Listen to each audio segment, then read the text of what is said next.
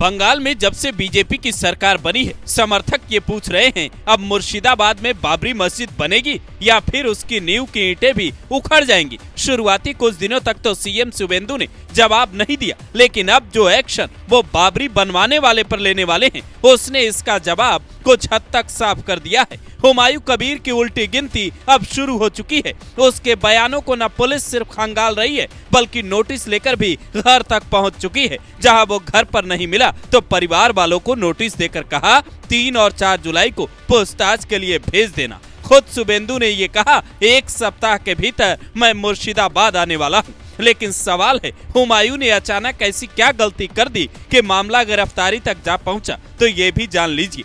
पहली गलती हुमायूं कबीर ने 8 जून को शक्तिपुर में की, जबकि दूसरी गलती 26 जून को रेजी नगर इलाके में की है। इस दौरान हुमायूं कबीर ने 3 भड़काऊ बयान दिए। पहला, जिस दिन मैं हजारों मुसलमानों को लेकर सड़क पर उतर जाऊंगा, ऐसा वार करूंगा कि बीजेपी का झंडा उठाने वाला कोई नहीं बचेगा। दूसरा, बीजेपी ने चुनाव जीत लिया, अच्छी बात है, लेकिन मैंने मुख्यमंत्री से कहा है मुर्शिदाबाद में डिंगे हाँकना बंद करें।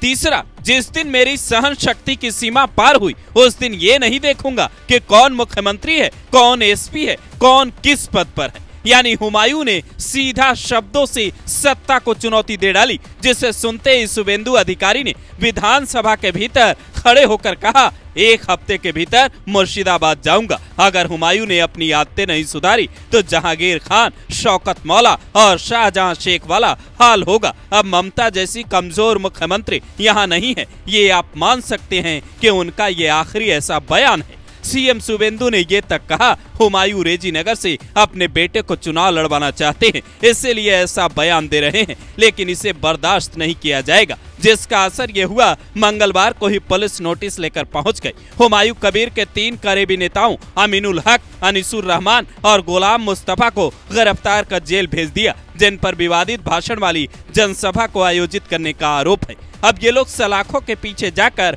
हुमायूं कबीर के और कौन से राज खोलेंगे, इस पर सबकी निगाहें टिकी है। शुवेंदु के बयान पर बंगाल की जनता को भरोसा इसलिए भी है क्योंकि फाल्टा उपचुनाव के वक्त उन्होंने साफ कहा था खुद को पुष्पा करने वाले जहांगीर खान को अब मैं देखूंगा। उसके बाद वहां बीजेपी चुनाव जीती, जहांगीर खान नेपाल बॉर्डर से पकड़ा गया, सड़कों पर पुलिस ने उसकी परेड निकाली, कान पकड़कर वो माफी मांगता नजर आया। उसके बाद उसकी बीवी ने जब थाने को घेर कर उसे छुड़ाने की साजिश रची तो पुलिस ने उसे भी गिरफ्तार कर जेल भेज दिया। ये सब एक्शन उस बंगाल में हुआ जहां टीएमसी से जुड़े नेताओं पर हाथ डालने से पुलिस भी बचती थी।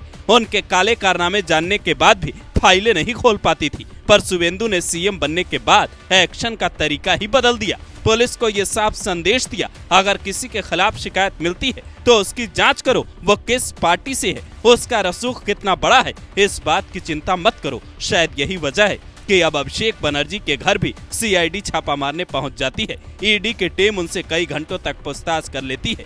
बड़े बड़े माफियाओं की नींद उड़ जाती है।